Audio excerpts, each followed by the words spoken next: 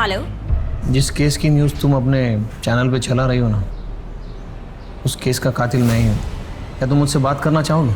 हाँ हाँ, एक मिनट, आप बस लाइन पे रहिए। मैंने वाद से 2 बार उसके सर पर वार किया। आवाज सुनकर औरत भी जाग गई और मैंने उसे भी मारा और उसके साथ बलात्कार किया। मैं 3 घंटे तक उस घर में था। मैंने कपड़े बिखेरे, खाना फैलाया और पूरा घर तहस नहस कर दिया। और ये बेवकूफ पुलिस वाले मुझे छोड़ सोरी गैंग को ढूंढते रहे। तुम लोगों को क्या लगता है ये ऐसी निकम्मी पुलिस तुम लोगों की रक्षा करेगी?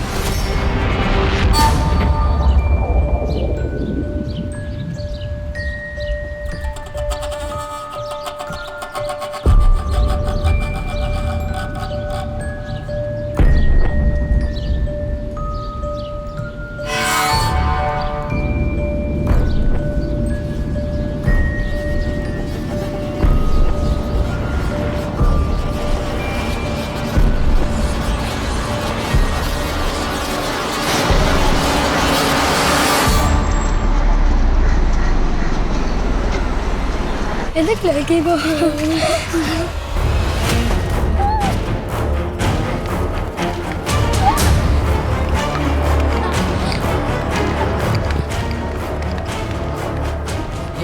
वो लड़की को देख कैसे भाग रही थी।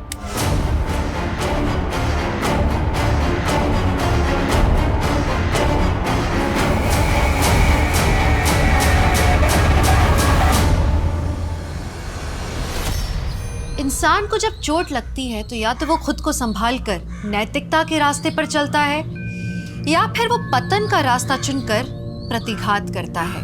बदले की भावना और उस पर अमल करना किसी भी अच्छे नागरिक को अपराधी की श्रेणी में ले आता है। और कितना भी तर्क वितर्क कर लें, अपराध कभी भी सही नहीं हो सकता। नमस्कार, मैं हूँ दिव्यांका त्रिपाठी दहिया और मैं स्वागत करती हूँ आपका क्राइम पेट्रोल सतर्क के इस एपिसोड में, जो किसी को लगे घात की कहानी है, जिसके प्रतिघात ने कई जिंदगियां ले ली।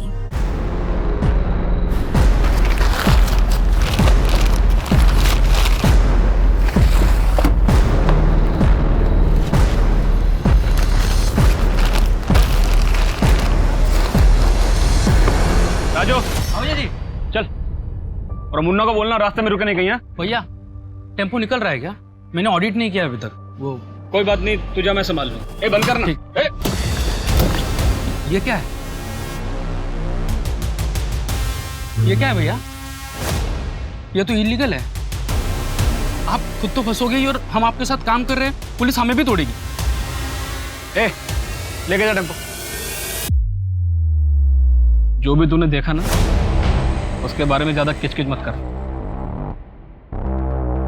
ये पकड़ और अपना मुंह बंद रख, आगे और भी मिलेगा। बेईमानी का काम मैं नहीं करूंगा भैया जी। आपका पैसा और आपका काम, आपको मुबारक।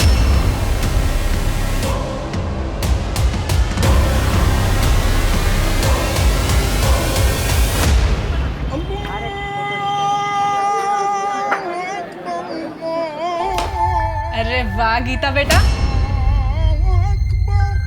Very good.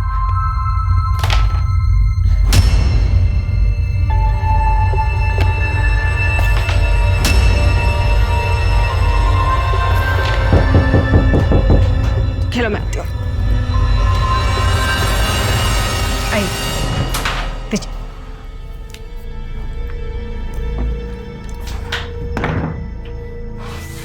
क्या हुआ? कुछ नहीं। अरे क्या हुआ बताओगे? अरे वो माधव भैया कट्टे का गैर कानूनी काम करते हैं। मैंने अपनी आंखों से देखा आज।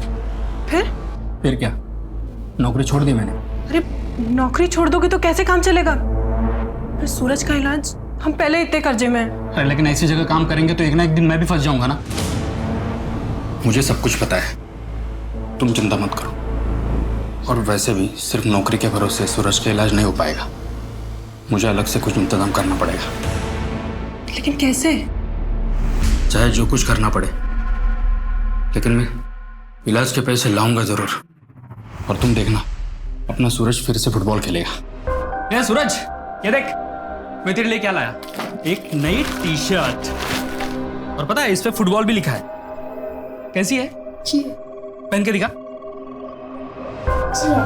यस, दिखा मम्मी को। कैसा लग रहा है? अरे वाह मेरा सूरज।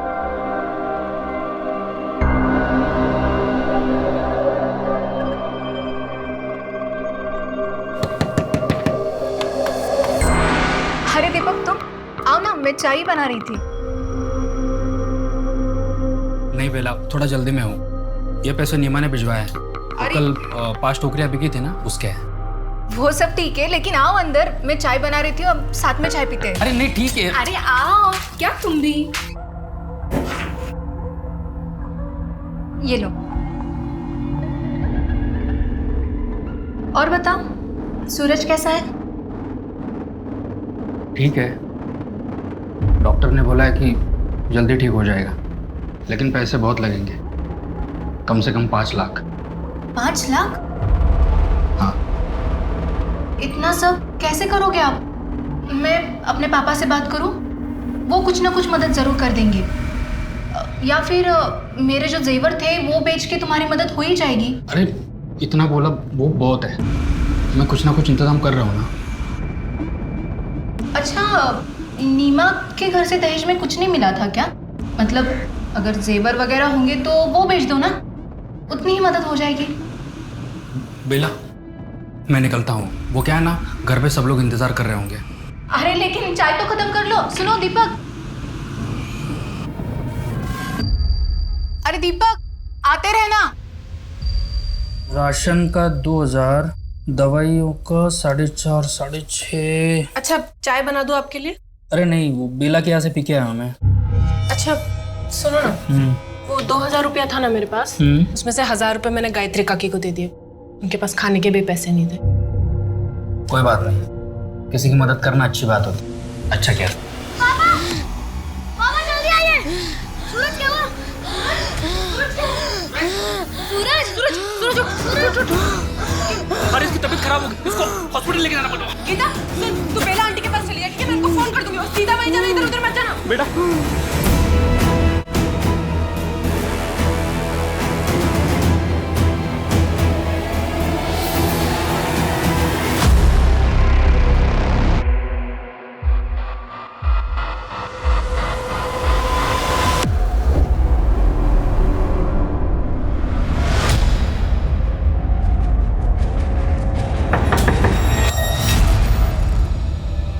पापा नहीं आए साथ में? वो सूरज को लेके अस्पताल गए हैं। अच्छा, आओ अंदर। खाना खाया तुमने? थोड़ा सा।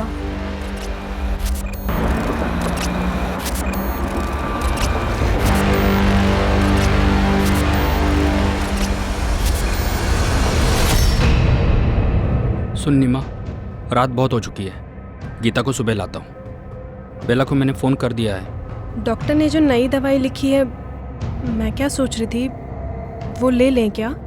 लेना तो पड़ेगा ही। कल मैं माजी के पास चला जाता हूँ, हो सकता है कुछ और मदद कर दे। अच्छा, आप एक बार माधव भैया से बात करके देखो ना।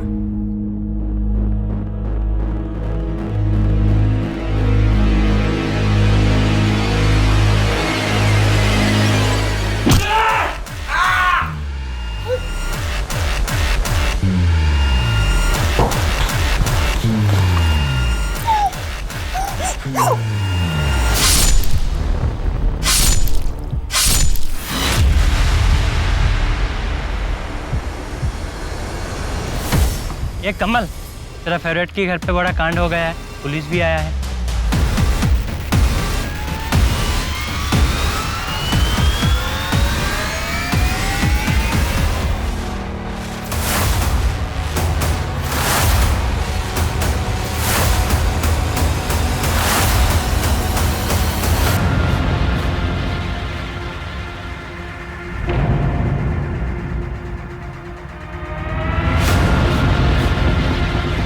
लगता है किसी भारी चीज से इसके सर पे वार किया गया। बहुत ही बेदर्दी से मारा गया है। शायद इससे।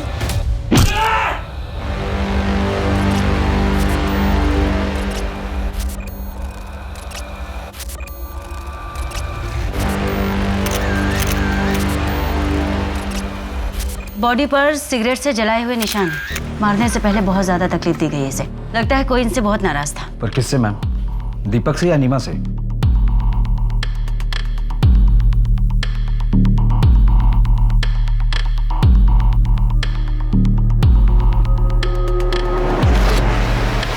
मैम, यहाँ तेल के निशान भी है। और सामान भी बिखरा पड़ा हुआ है। लगता है रॉबरी का मामला है। प्लेट्स पर भी ऑयल के निशान है एक्स्ट्रा। मैम ये मुझे सॉरी गैंग का काम लगता है। मॉडस ऑपरेंडी भी सेम है। वो लोग कच्चे पहन कर निकलते हैं शरीर पर तेल लगाकर, जिससे पकड़े न जाए, और जहाँ चोरी करते हैं वहाँ पर खाना भी खाते हैं। लेकिन मेहता, उन्होंने आज से पहले कोई हत्या नहीं किया, एटलीस्ट हमारे सामने तो नहीं। हमारे सामने ऐसा कोई केस नहीं है।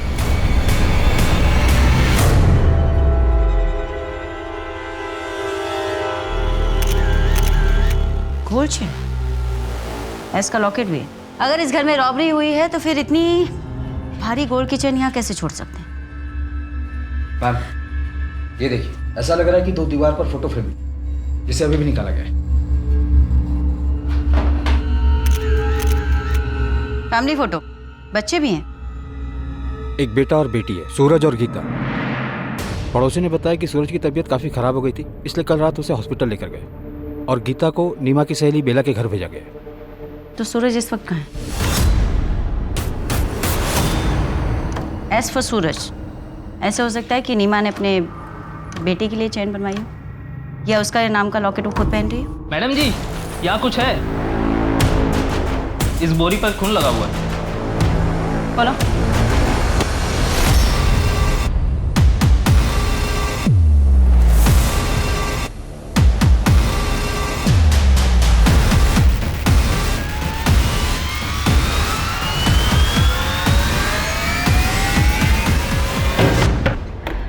गीता कहाँ है? हाँ? गीता कहाँ है? अंदर सो रही है। गीता? गीता? अभी यही तो सो रही थी, पता नहीं कहाँ चली गई। अगर यहीं सो रही थी तो कहाँ जा सकती है? उसे लेने कोई आया था क्या? नहीं, सुबह दीपक आने वाले थे, लेकिन आप लोग यहाँ। देखिए, हमें दीपक, सूरज और नीमा की लाश मिली है उनके घर से। क्या आप बता सकती है कि ये चैन नीमा की है? इतनी बड़ी गोल्ड चेन? नहीं, ये नीमा की नहीं हो सकती। वो इतने अमीर है ही नहीं। सूरज के इलाज के लिए उन्हें 5 लाख जुटाने में बहुत मुश्किल हो रही थी। ये उनकी नहीं हो सकती। बेला जी, एक बात बताइए, अगर गीता यहाँ पर नहीं है तो कहाँ हो सकती है? कहाँ जा सकती है? नहीं, क्या उसके परिवार की किसी के साथ कोई दुश्मनी थी? नहीं, उनकी किसी से क्या दुश्मनी हो सकती है? नहीं। हाँ, लेकिन एक लंबा चौड़ा पठान कई दिनों से दीपक को ढूंढ जरूर रहा था। कुछ और? नहीं। अगर कुछ याद आए तो प्लीज फोन कर देना।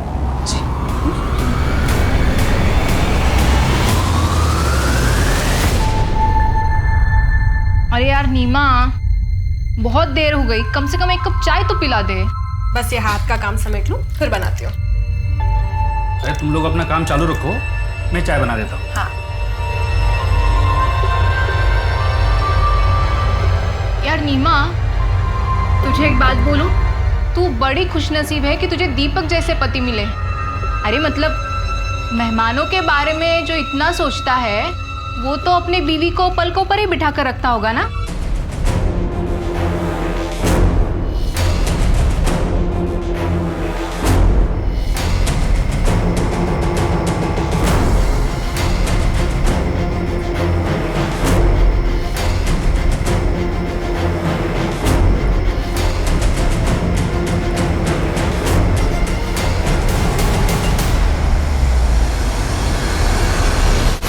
क्या पूरी फैमिली मर गई? ठीक है, तो तुम अभी इतना बौखलाओ मत। मर्डर हुआ है तो पुलिस तो आएगी ही ना। ऐसा करो, तुम अंडरग्राउंड हो जाओ और तब तक इस शहर में मत आना जब तक हम ना बुलाएं। किसी काम के नहीं है मुस्तंडे, पैसा डुबा के ही मानेंगे। मैम, लोकल ज्वेलर से पता चला है कि वो केरला का डिजाइन। केरला पुलिस को फोटो भी भेज दी है। चैन बहुत ही महंगी है। अगर हमें कहीं से ये पता चल जाए कि वो चैन किसकी है तो शायद हमें कोई लीड मिले। प्रदीप, जिस तरीके से बॉडीज को प्लेस किया गया था उससे कोई पर्सनल एंगल लगता है। दीपक का सर पानी के अंदर, नीमा की बॉडी इतनी एक्सपोज्ड, ऐसे लगता है जैसे कोई खुन्नस खाया हुआ था। उन्हें देखना ही नहीं चाहता था। मैम, सॉरी गैंग के खिलाफ एविडेंस तो मिले हैं, पर मुझे भी ये एंगल पर्सनली लग रहा है। पर एक बात मेरी समझ में नहीं आ रही कि इतनी गरीब फैमिली को कोई टारगेट क्यों करे। सूर्य गैंग का कुछ और पता चला? एरिया में कई जगह दिखाई दिए, रेड अलर्ट जारी किया मैम। प्रदीप, नीमा और दीपक का पर्सनल एंगल भी खंगालो, हो सकता है केस वहां से जुड़ा।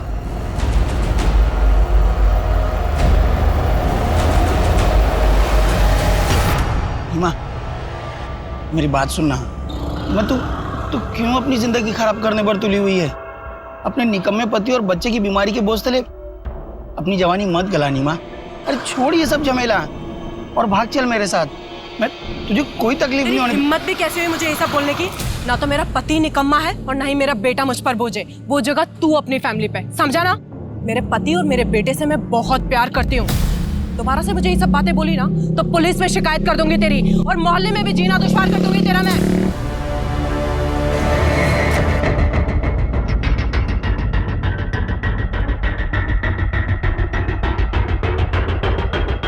दीपक के घर की तरफ जाने वाली गली के बाहर जो सीसीटीवी कैमरा लगा हुआ है उसमें ये सब कैप्चर हुआ, और ये दीपक के घर से मेन रोड तक जाने का यही एक रास्ता है। प्रदीप, ये सोरी गैंग का तो नहीं लग रहा, पर ये लोग पीछे से भी तो आ सकते हैं ना, पीछे वाला रास्ता।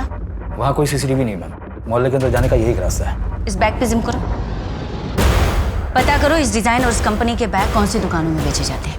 मैडम, हॉस्पिटल के अकाउंट डिपार्टमेंट से पता चला है कि दीपक ने इलाज के लिए 4 लाख की पेमेंट की है। इसमें से 3 लाख कार्ड से और 1 लाख कैश पे किया। दीपक या उसके परिवार के पास इतने पैसे नहीं थे, फिर इतने पैसे अचानक से कहाँ से आ गए? मैं दीपक की बैंक स्टेटमेंट निकलवाता हूँ। दीपक या नीमा का कोई रिश्तेदार जहाँ पर गीता जा सकती हो? भागलपुर गांव में कुछ रिश्तेदार हैं, पर गीता वहाँ पर भी नहीं है। अगर वहाँ पर भी नहीं है तो बच्ची गई कहाँ? सेफ है भी या नहीं?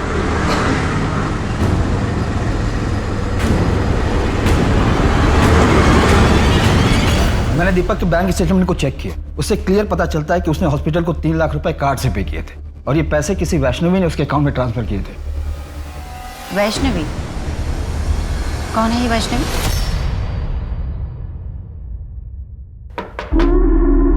अरे आओ दरोगा, आओ। कहिए कैसे आना हुआ?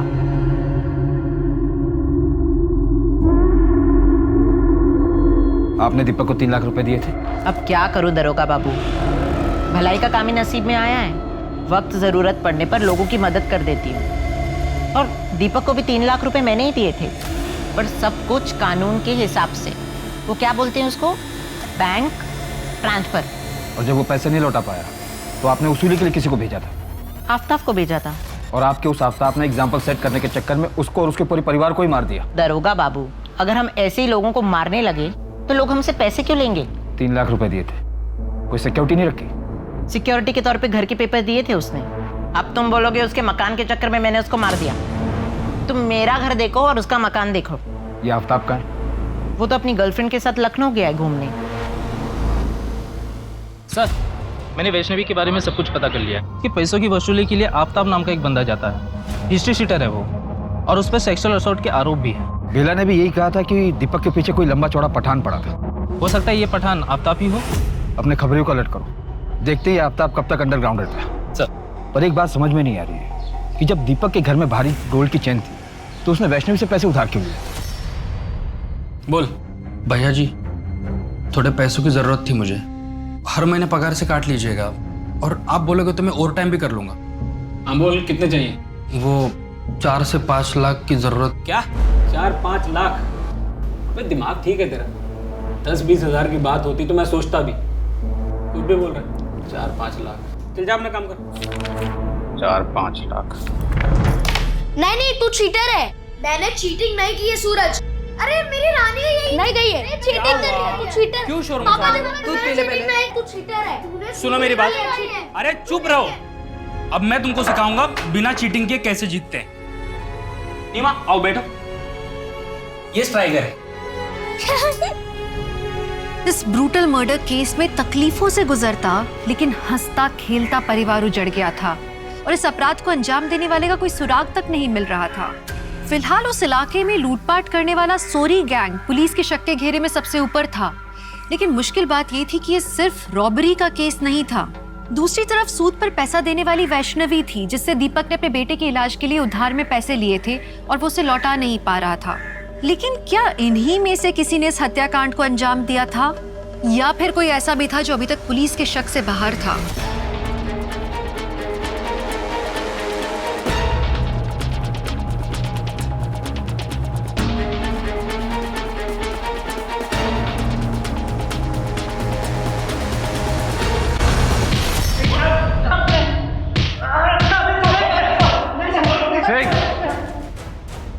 सच सच बता दो वरना और बुरा हाल करेंगे तुम लोगों का। सर कहा तो उस रात हमने उसी इलाके में चोरी की थी सर, लेकिन मर्डर वाली जगह पे हमारा ग्रुप चोरी करने नहीं गया था। हमने जहाँ चोरी की थी वो घर कई दिनों से बंद पड़ा था सर। सर सच बोल रहे हैं साहब। चोरी करते करते मर्डर भी करने लगे तुम लोग।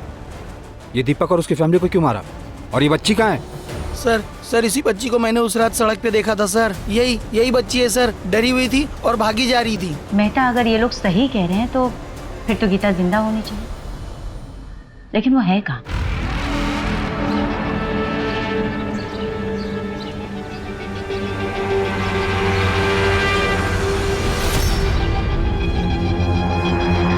अकेले हो यहाँ? डरो मत, तुम्हारे मम्मी पापा नहीं है? मैं बेटा तुम्हारा नाम क्या है बताओ? गीता। तुम्हें भूख लगी होगी ना?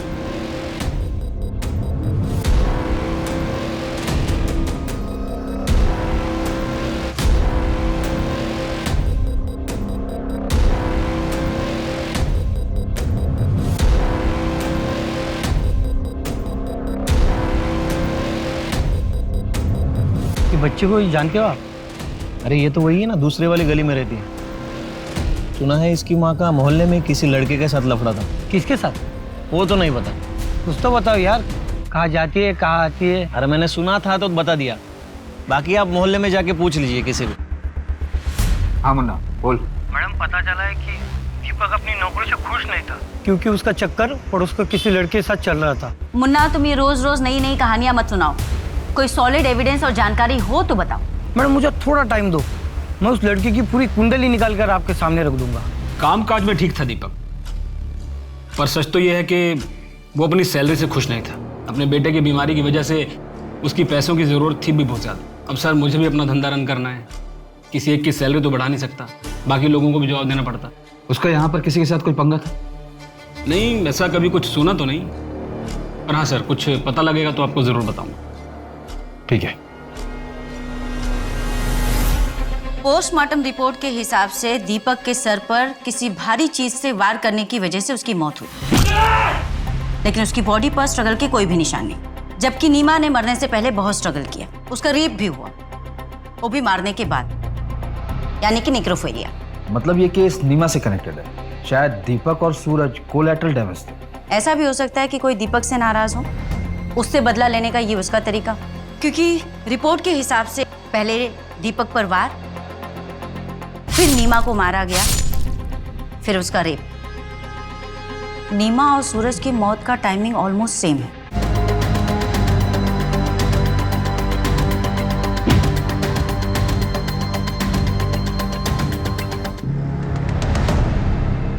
लेकिन इस सब के पीछे क्रिमिनल का मोटिव क्या था? मैडम, केरला से गोल्ड चेन की सारी इंफॉर्मेशन आ गई। वो गोल्ड चेन दरअसल में मुनी जमानी माला कहलाता है और ये स्पेसिफिक डिजाइन खोजी कोड़े में बनाई जाती है और खोजी कोड़े के जिस ज्वेलर ने बनाई थी उसी का इनिशियल एस उस पर था। यानी कि वो एस सूरज के लिए नहीं था। कुछ बताया उसने कि वो माला उसने किसके लिए बनाई थी? पिछले साल ही उसकी मौत हो गई थी, तब से वहाँ ऐसा कोई गहना नहीं बनाया गया। उसका एक बेटा था मैम, जो अब केरला में नहीं रहता, लेकिन पुलिस उसे ट्रैक कर रही है। Ma'am Dhanipur triple murder case में आरोपी कब पकड़ा जाएगा? देखिए मैडम, अभी इन्वेस्टिगेशन चल रही है। अभी तक की जांच में हमारे सामने कोई भी ऐसा पुख्ता सबूत नहीं आया है, पर हम कोशिश कर रहे हैं। लेकिन किसी गरीब फैमिली को मारने के पीछे क्या वजह हो सकती है? I mean, इसके बाद क्या लोग अपने घरों में सुरक्षित महसूस करेंगे? देखिए, हमें पूरा भरोसा है कि कातिल जल्द से जल्द पकड़ा जाएगा और उसे कड़ी से कड़ी सजा मिलेगी। लेकिन कातिल कौन हो सकता है? कोई सरफिरा या विकृत मानसिकता का इंसान।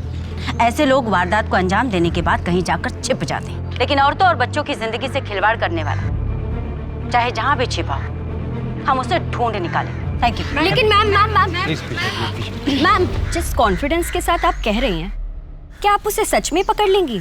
मुझे नहीं लगता है आपके पास कोई ठोस लीड है।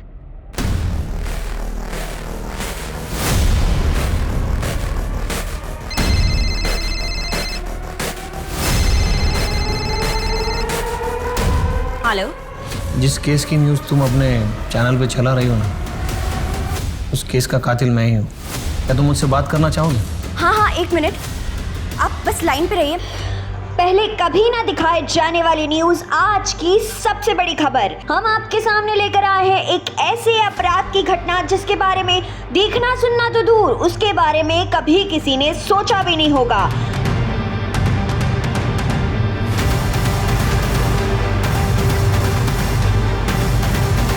मैम, आपने न्यूज़ देखा?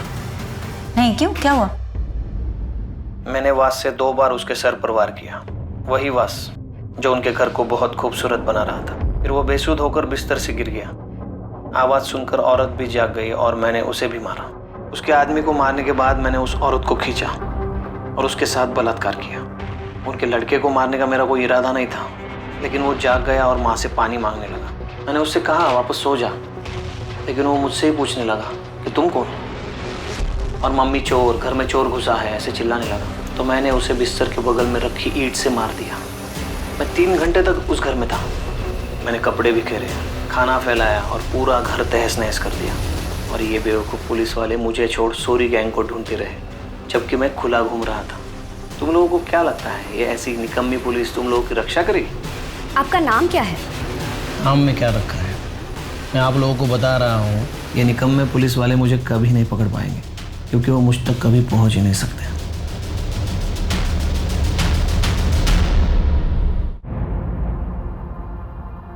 हर सोशल मीडिया पर सिर्फ इसी केस के चर्चे चल रहे हैं, वो भी सिर्फ तुम्हारी वजह से। तुम्हें पता है इस केस को लेकर मुझ पर कितना प्रेशर है? आधी रात को उठकर आना पड़ा है मुझे। इस तरह से सोल्व करेंगे आप इस केस को?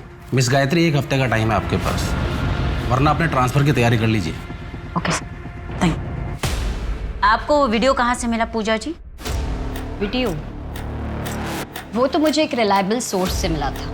अगर उस वीडियो के फुटेजेस में कोई भी छेड़छाड़ या टेम्परिंग की गई होगी तो उस कातिल के पकड़े जाने के बाद में आप भी नहीं बचेंगे। हमारे इन्वेस्टिगेशन में बाधा डालने के जुर्म में मैं आपको भी बिहाइंड द बार कर दूंगी। मुझे नहीं पता कि वो वीडियो ऑथेंटिक है या नहीं।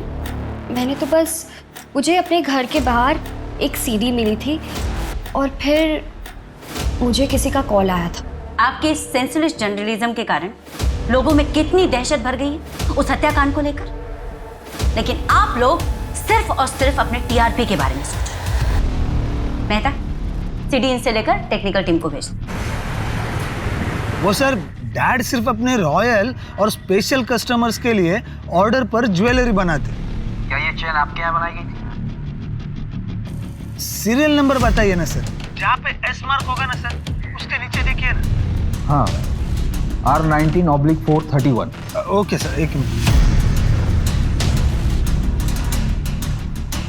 ये चेन ना अलीगढ़ से शाजिया फरहान के ऑर्डर पे बनाई गई थी। रिकॉर्ड में पूरा एड्रेस और नंबर है, मैं आपको मैसेज करता हूँ सर। क्या ये चेन शाजिया की है? ये चेन तो शाजिया का ही है, पर आपको कहाँ से मिला? शाजिया कहाँ है? शाजिया अब नहीं रही। 15 दिन पहले उसकी हार्ट अटैक से मौत हो गई। शाजिया की कोई फोटो है आपके पास?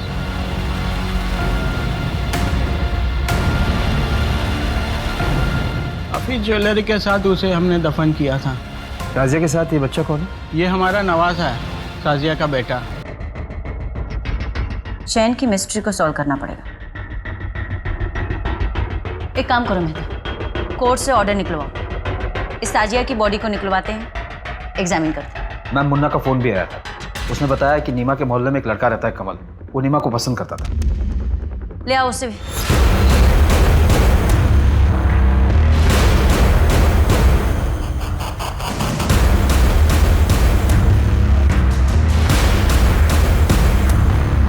कुछ मिला?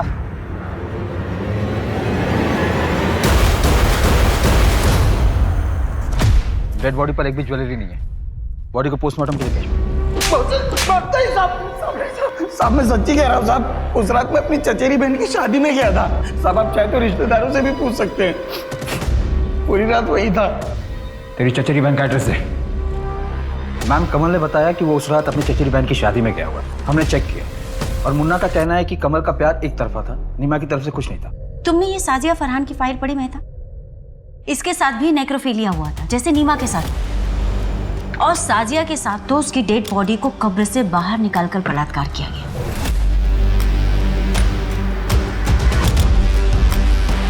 जर्नलिस्ट का क्या?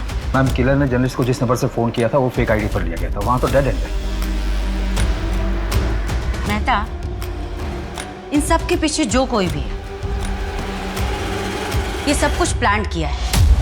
वो ऑयल स्टैंड्स का प्लान करना, खाना जानबूझकर छोड़ना, नीमा के अफेयर वाली बात, दीपक के ऑफिस की प्रॉब्लम वाली बात, ये सब कुछ डेड एंड पर जाकर ठहर जाती। इसका मतलब इस केस के इन्वेस्टिगेशन को शुरू से ही गुमराह किया गया। वो क्राइम सीन सिर्फ और सिर्फ हमें मिसलीड करने के लिए क्रिएट किया गया था। क्या सच में इस हत्याकांड की जांच उस शातिर अपराधी के बिछाए जाल में उलझती जा रही थी? इन्वेस्टिगेशन में ये इशारा जरूर मिल रहा था बार बार कि जुर्म करने वाला एक नेक्रोफिलियक है। अपराधी इतना शातिर था कि हर मिला हुआ सुराग अधूरा था। शहर के लोग दहशत में और पुलिस बेबस, बस एक लीड मिलने का इंतजार कर रहे थे सब। पापा आपने फिर से पकड़ लिया। मेरा चुपकल इधर बैठा है, आजा बाहर। चल चल अब मम्मी को ढूंढते, आजा। मम्मी मम्मी मम्मी कहाँ छुपी है?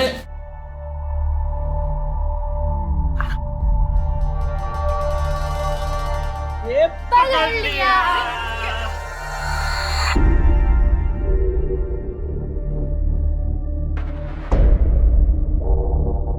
जिस दिन शाजिया की मौत हुई थी उस दिन शाजिया के घर पर कोई ज्वेलर आया था। शाजिया ने अपनी सहेली को फ़ोन करके कहा था कि अगर उसे ज्वेलरी देखनी हो तो उसके घर आ जाए, क्योंकि वो ज्वेलर बहुत ही सस्ते दामों में ज्वेलरी बेच रहा था। हालांकि शाजिया की सहेली शाजिया के घर नहीं आई थी और शाम को जब शाजिया के पेरेंट्स घर आए तो उसकी मौत हो चुकी थी।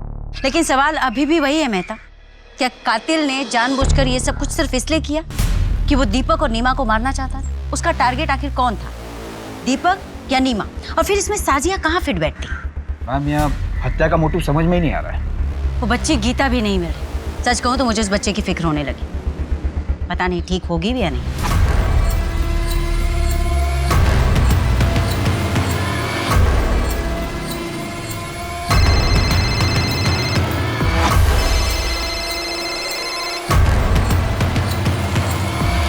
हेलो, ठीक है, मैं निकला।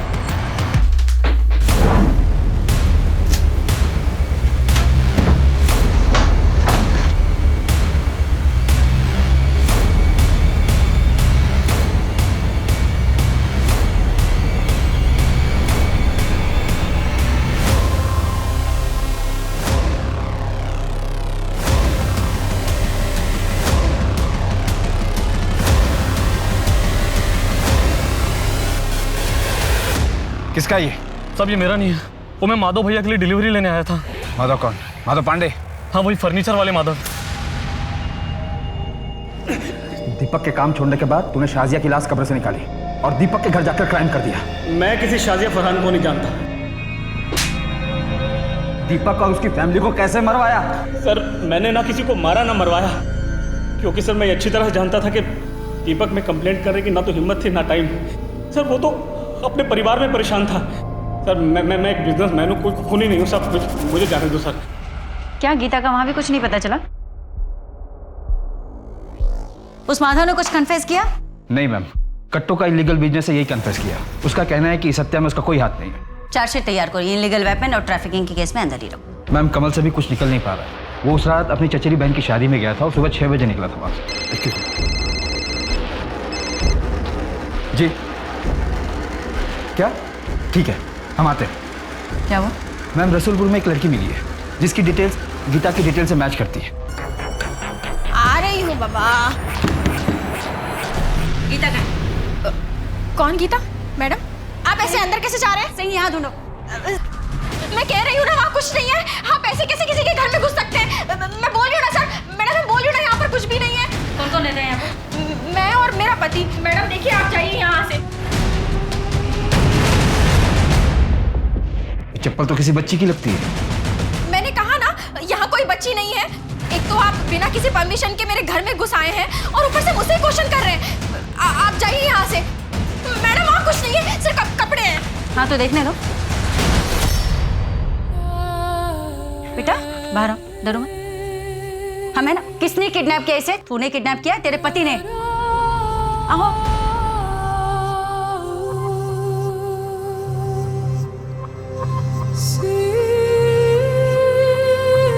मैडम मेरा मेरा कोई बच्चा नहीं है, मैं माँ नहीं बन सकती। इसलिए जब मैंने गीता को देखा तो मेरा मन नहीं माना और मैं अपने साथ अपने घर ले आई। हमारे पास बहुत पैसा है, लेकिन मेरा पति शराबी है, इसलिए मैंने गीता के बारे में अब तक उन्हें कुछ नहीं बताया। पता नहीं गीता किसी भी आदमी को देखती है तो ऐसे डर जाती है कि अलमारी में जाके छुप जाती है। अगर ऐसी बात है तो तुमने पुलिस स्टेशन में इन्फॉर्म क्यों नहीं किया? हम पिछले 15-20 दिनों से इस बच्ची की तस्वीर लेकर यहाँ वहाँ ढूंढ रहे। मैंने न्यूज़ में देखा था कि मर्डरर ने किस तरीके से आप लोगों को चैलेंज किया था। मुझे गीता की जान की चिंता है, इसलिए मैंने किसी को कुछ नहीं बताया। हाँ, लेकिन गीता ने अपने माँ बाप के कातिल को देखा है।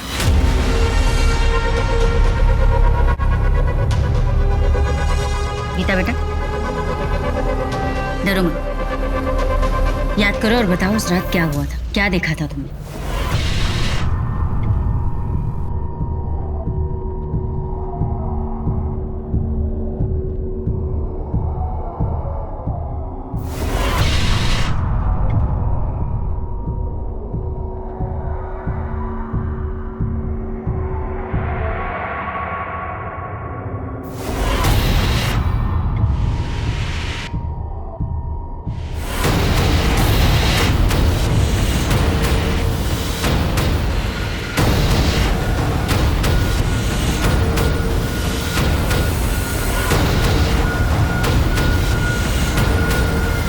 मैंने उसका चेहरा नहीं देखा, उसे सिर्फ पीठी नजर आ रही थी और वो बार बार अपने हाथों पे ऐसे खुजा रहा था। और कुछ चीज, कुछ और देखा तुमने? कुछ याद है तुम्हें? हाँ, उसने अपने कान में बाली पहनी थी। मुन्ना, वो आदमी बार बार खुजली करता था, कान में बाली पहनता था। क्राइम सीन पर उसने ड्रिंक भी किया था, शायद अल्कोहलिक हो। ऐसे किसी भी आदमी के बारे में चारों तरफ पता करो, ढूंढो उसे, ठीक है? अच्छा मुन्ना, तुमने एक बार नीमा के अफेयर के बारे में बात बताई, पर आगे कोई लीड नहीं दी। कि बच्चे को जानते हो आप? देखो भाई, लड़के के बारे में कुछ मालूम नहीं मुझे। माँ के बारे में पूछेंगे तो मोहल्ले में कोई भी तब वो खुजली करते जा रहा था और मेरे को नीमा के बारे में बता रहा था। तुमने उसे देखा था? स्केच बनवा सकते हो? हाँ साहब, कोशिश करूंगा।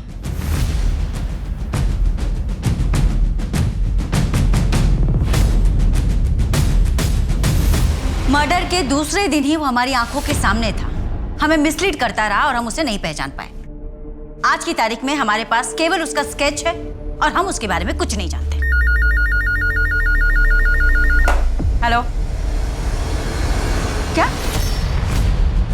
कहाँ? कोलकाता? आप मुझे फैक्स कर सकते हैं? जी, please note down the number 44344610। Kolkata में भी आज से 2 साल पहले नेक्रोफेलिया का केस हुआ था, वहां भी विक्टिम का बेटा गायब। मैडम, कोलकाता पुलिस हेडक्वार्टर से फैक्स आया है।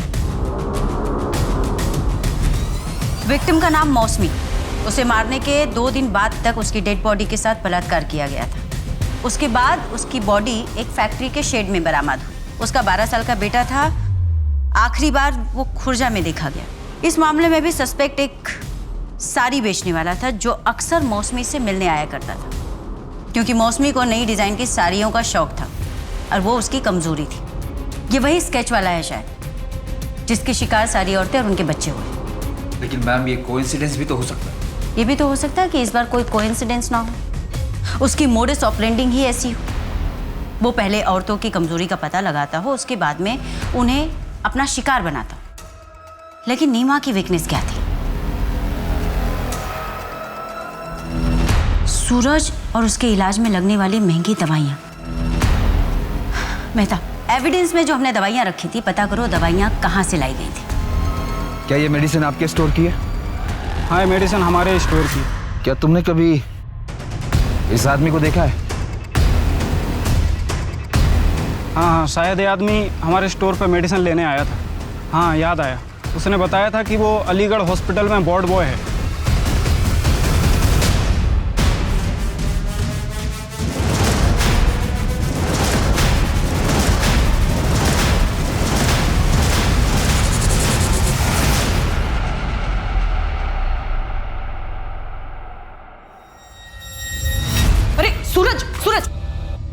मना किया ना तुझे, कभी सुनता नहीं है मेरी बात। ऊपर कर पैर। अभी ज्यादा बीमार हो गया तो फिर फुटबॉलर नहीं बनना तुझे। डॉक्टर सर की बात सुनता है ना मेरी बात सुनता है। डॉक्टर साहब को कुछ भी बोले, ऐसे कई सारे पेशेंट्स हैं जो अपने बुढ़ापे तक भरपूर जीते हैं। आप बस इलाज चलने दो। दवाइयाँ इतनी महंगी है और कुछ समझ में नहीं आ रहा है, कुछ बेचने के लिए भी नहीं बचा अब तो हम लोगों के पास। मैं एक आदमी को जानता हूँ जो ऐसे बीमारियों की दवाई आधे से भी कम दाम में देता है। आप चाहो तो मैं आपको दिलवा सकता हूँ। हाँ हाँ, आपका बहुत बड़ा एहसान होगा हम लोगों के ऊपर। कल सुबह ही मैं दवाई लेके आता हूँ। आप अपना एड्रेस दीजिए। जी देती हूँ।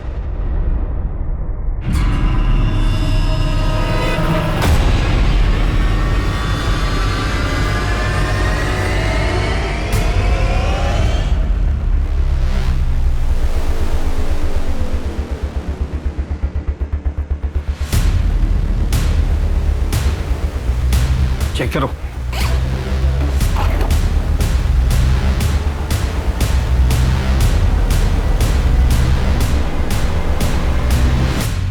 ये नीमा और उसकी फैमिली, ये शाजिया और ये शायद मौसमी है। इसने जिसको मारा उनकी निशानी अपने पास रख ली। पता नहीं और कितनों को मारा होगा इसने। गिनते रहिए साहब, बहुत है। किसे ढूंढ रहे थे? मुझे? बहुत ज़्यादा वक्त नहीं लग गया आपको मुझे ढूंढने में, जबकि मैंने बहुत सारे सुराग छोड़ दिए। जहाँ जाता था वहाँ सुराग छोड़ता था। ऐसा करेंगे तो कैसा चलेगा साहब? नहीं नहीं नहीं नहीं, मारोगे तो कुछ भी नहीं बताऊंगा, ऐसे सब कुछ बता दूंगा। कैमरा में देख के बोलना है या फिर आपको देख के? तू ऑन कैमरा मार खाएगा या ऑफ कैमरा? मैडम ये मत समझना कि आप लोगों ने मुझे पकड़ा है। मैंने खुद पुलिस को ये चांस दिया कि वो मुझे ढूंढ ले। दरअसल अब मैं भी चाहता हूँ कि पूरी दुनिया को मेरी कहानी पता चलनी चाहिए।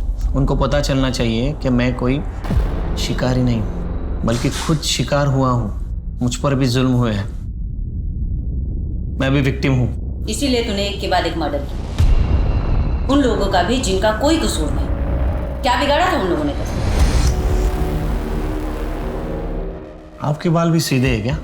हाँ, मैं भी सीधी और मेरे बाल भी, पर जलेबी की तरह।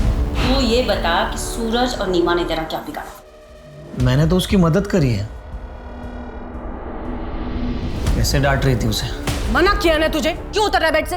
कभी सुनता नहीं है मेरी बात। नवीन बेटा क्या हुआ? रो क्यों रहा है? ऐसा कर, जी भर के रो ले। रोने से ना जी हल्का हो जाएगा। वैसे भी रोने से कोई नामर्द थोड़ी हो जाता है। और तू तो मेरी बहादुर लड़की है ना? मामू, लड़की जैसे रहना अच्छा नहीं लगता। तू एक लड़की है।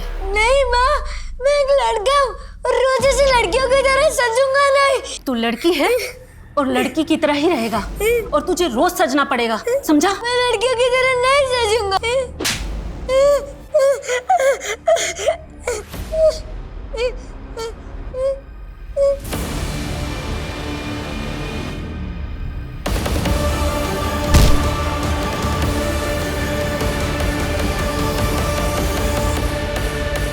बहुत सुन ली तेरी कहानी, अब ये बता कि ये सब तूने क्यों किया?